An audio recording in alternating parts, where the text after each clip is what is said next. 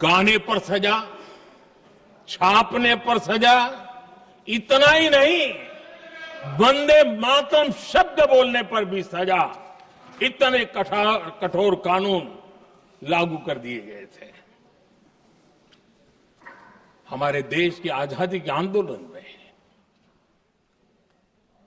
सैकड़ों महिलाओं ने नेतृत्व किया, लक्षावधि महिलाओं ने योगदान दिया। एक घटना का मैं जिक्र करना चाहता हूं। 22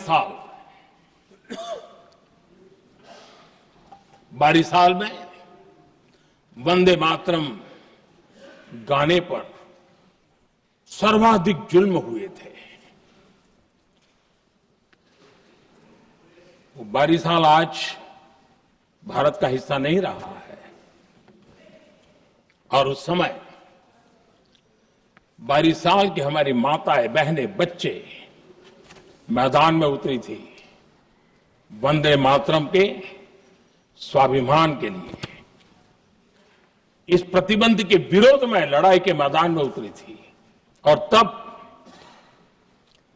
22 साल की एक वीरांगना श्रीमती सरोजिनी बोस, जिन्होंने उस जमाने में वहां की भावना को देखिए, और उन्होंने कहा था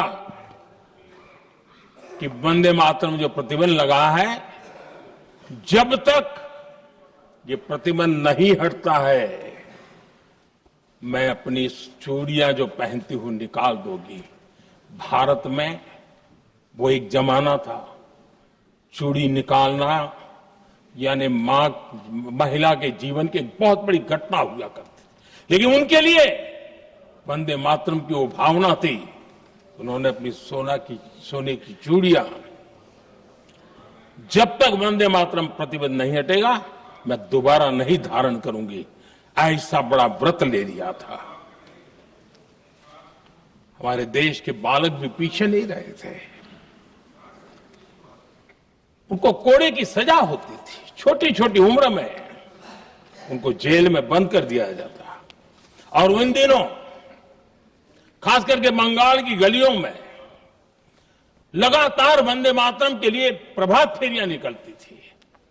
अंग्रेजों के नाक को दम कर दिया था। और उस समय एक गीत गूंजता था बंगाल में,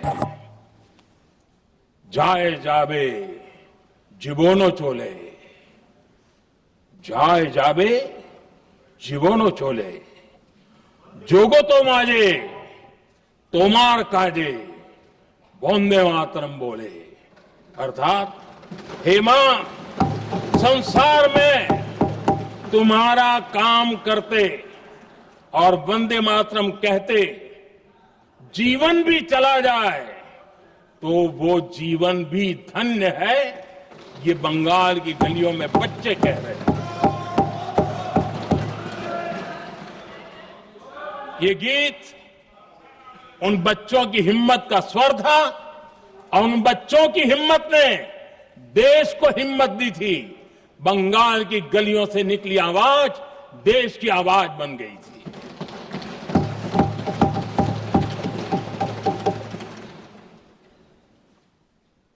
उन्नीस 1905 में फरीदपुर के गांव में बहुत छोटी छोटी उम्र के बच्चे जब वंदे मातरम के नारे लगा रहे थे, अंग्रेजों ने बेरहमी से उन पर कोड़े मारे थे।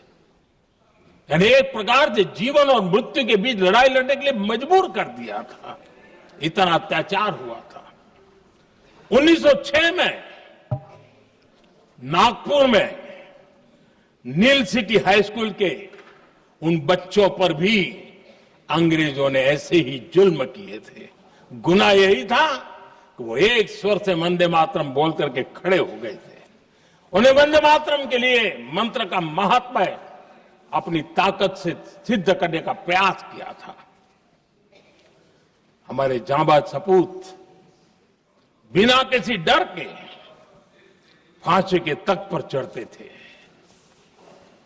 और आखिरी सांस तक वंदे मातरम, वंदे मातरम, वंदे मातरम, यही उनका भाव घोष रहता था।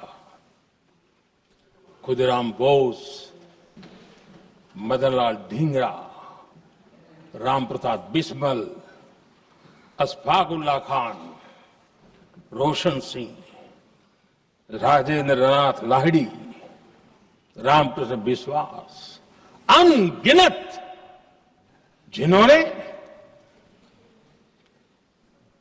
वंदे मातरम कहते कहते फांसी के फंदे को अपने गले पर लगाया था। लेकिन देखिए, ये अलग अलग जेलों में होता था, अलग अलग इलाकों में होता था। प्रक्रिया करने वाले चेहरे अलग थे, लोग अलग थे। जिन पर जुल्म हो रहा था उनकी भाषा भी अलग थी, लेकिन एक भारत श्रेष्ठ भारत, इन सब का मंत्र एक ही था, वंदे मातरम।